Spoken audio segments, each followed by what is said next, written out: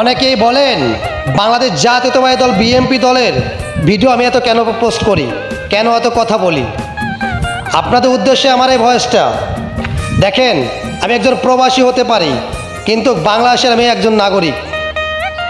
এই জন্য যে দল ক্ষমতা যাবে, যে দল ক্ষমতায় গেলে আমাদের বাংলাদেশ ভালো থাকবে, সেই দলের সাপোর্ট তো অবশ্যই করতে হয় এবং সেই দলের প্রচার প্রচারণা করতে হয়। কারণ একটা জিনিস দেখেন, বাংলাদেশ জাতীয়তাবাদী দল বিএনপি যদি ক্ষমতা না আসে, তখন আর বাংলাদেশ থাকবে না, পুরো বাংলাদেশটা নষ্ট হয়ে যাবে। এই জন্য বাংলাদেশটা যাতে ভালো থাকে, বাংলাদেশের সকল মানুষ যেন ভালো থাকে, এই জন্যই আমি বিএনপি দলের সকল প্রচার প্রচারণা করি। এই জন্য হয়তো রাগ হন, অনেকে কিছু করতে পারেন না। দেখেন, আমি কলাম বাংলাদেশের খারাপের জন্য কিছু করি না, ভালোর জন্যই করি।